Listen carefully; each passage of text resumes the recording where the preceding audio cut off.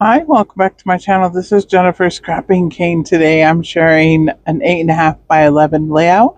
I'm playing along with Rainbow Crush here on YouTube and Instagram Hop. It is hosted by the Paper Snob Tara, and I have two photos here of my youngest son and my oldest son at Waterworld, which is a water park. I went ahead and pulled back out my 49 and Market collection. I also pulled out these thickers that are fairly old or older. I'm not sure how old they are, but they definitely have some issues, but I'll point that out when I go to use them.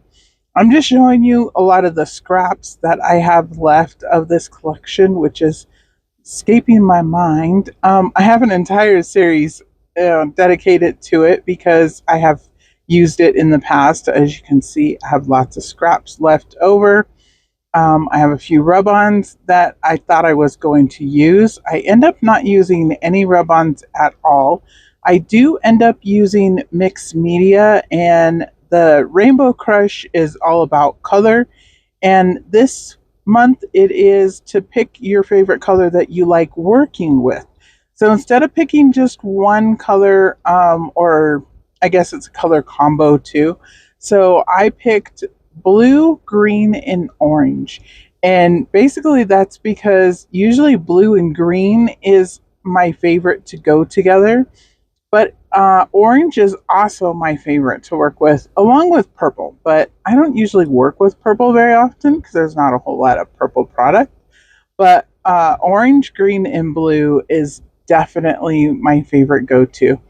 And since I wanted to play with mixed media, I went ahead and pulled out my shimmers paints, and I'm not going to tell you the exact names because I don't know them off of hand. If you want them, I can get them for you. I did gesso this background piece before I got started and let it dry. It was with clear gesso.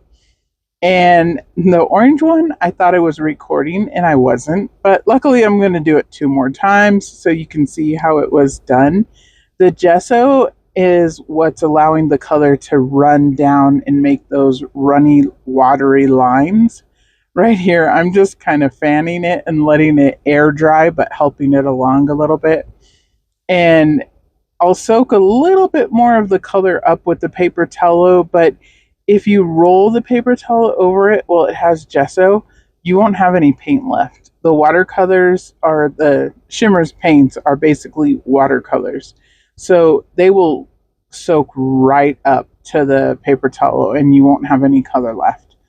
So that's why I'm not rolling the paper towel over it and I'm just adding the color and then trying to make it run down.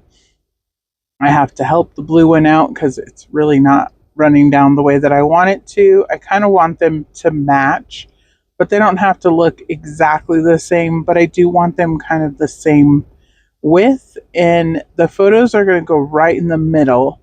So is the embellishment, like main embellishment area. So I'm okay if it, kind of messes up towards the middle part. It's probably going to be covered anyways.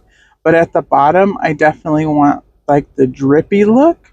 And then at the top, I want like a bigger circle-ish type splatter at the top. So kind of like a big splatter that drip down is what I'm going for. So here I'm just splattering the blue on top of the blue. Since it was still wet, it kind of doesn't show up very well. I will redo that a little bit later, but I'm a little impatient for mixed media. But I really like the effect, and I love the colors of this one, and I love the way that this layout turns out. So there I go, fanning it again. I'm using a piece of the clear packaging that I have on my desk, and I'm covering up the other colors so that the colors don't mix together. It's okay if one or two of the spots kind of splash in there, it's all right. But I'm not trying to make mud, so I definitely am kind of blocking off the other colors. I did bring in a different green one that's a little bit darker so that you could see it a little bit more on that lighter green color. And then the orange one, you're going to be able to see it because the paint is actually darker when I lay it down on top of this splatter, or when I splatter it on top of the one that's already completely dry. So I will come in and do the blue one, I believe, again before I'm completely done. Yeah, here we go. And do the blue one again with the darker one to get a little bit more darker splatters, and then let it dry. And with the magic of YouTube, I think it's going to be done here in a minute. I'm closing up all my little paints so I can put them to the side because I will spill them. I don't leave anything open unless it's out of my way because I'm always seeming to stick something in it or spill it.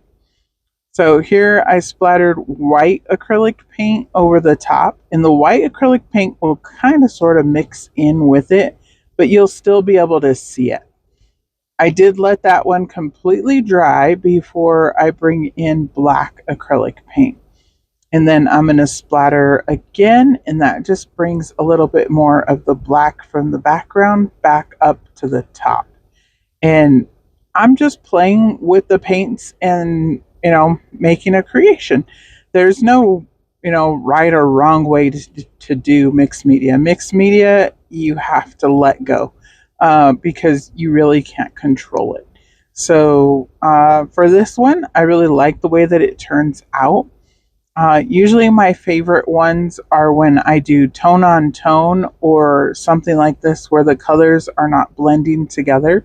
I'm not very good at blending colors, but I'm very good at picking colors that go together and then making it work. So this one is completely dry now, and you can see it's a little bit warped. Even with the gesso, it still kind of warped the paper. The gesso actually warped the paper when you put it on, but it's pretty flat. It's not as warped as some of the papers that I have seen in the past. So here I have a little pieces of paper that I tore. I inked up the edges with black stays on ink, and then I'm adding ATG, but I'm also adding liquid glue because ATG will not stick to the gesso for long term. So it definitely needs a little bit of help, and that's where the tacky glue comes in. So I put the orange, the green, and the blue right over the top part of the mixed media. So then it looks like it's dripping down. And it's pretty much a perfect match, which I'm okay with. I like when things match. So I'm very, I guess you could say I'm picky because I really do like when things match.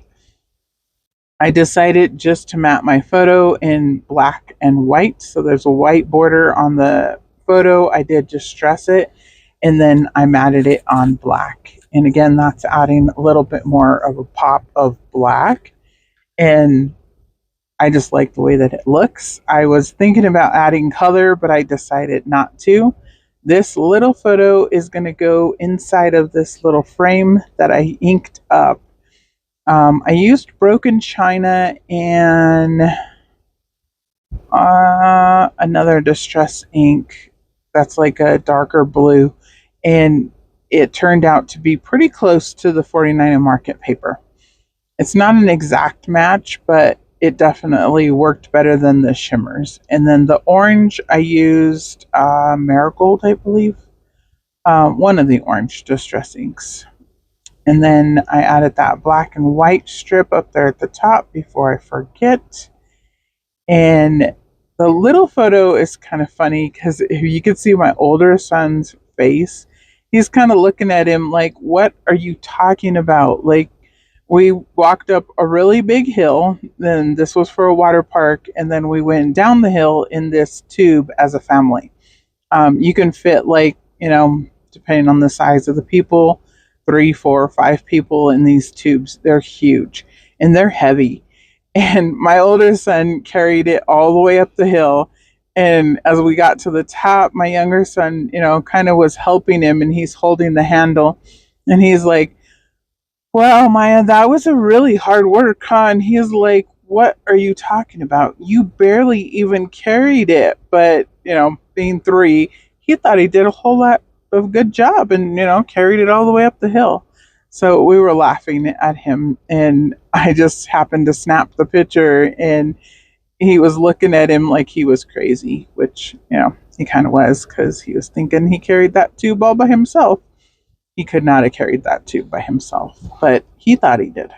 So I just think it's a cute little memory. I will journal on the layout. I don't usually do that on screen, but I will tell the story of the little photo. So here I'm kind of using the little die cuts, or I am using the laser cuts and chipboard. This little heart is a chipboard piece, and that was in that what is that, a page protector that I showed that had a lot of the embellishments inside of it. And then this little, there's a what is that, a starfish and a flower. One of them is a chipboard, one of them is paper. I have two of each. I have two flowers and two starfish, and one is paper, one is chipboard of each one. So I'm adding the other two over here on this side, and I'll also add the seahorse on the right hand side. So I keep going back and forth. And these little leaves I'm going to add in just for a little extra detail. There was trees behind my older son, but you really can't see them now that I cut the photo down and stuck it in the frame, but that's okay. And then I am adding this little orange bow, and that was just because it's cute and it matches, so I added it. I did add the gold word better, so it's going to be better in the sunshine.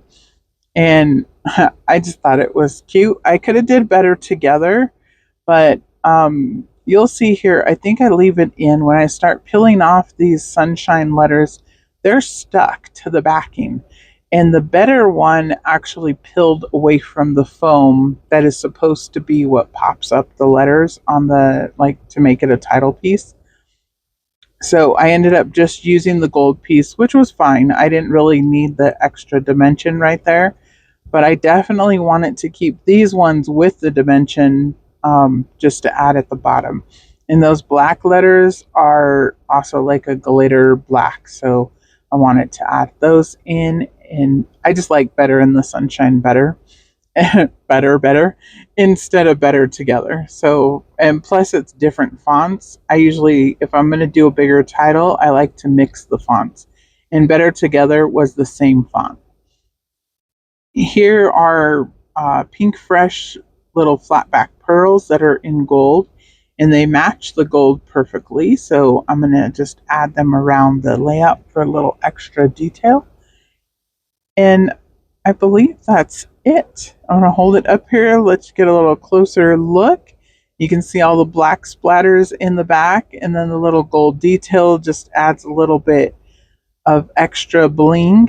And then I just had to cut off that little piece of leaf because it was hanging over the edge.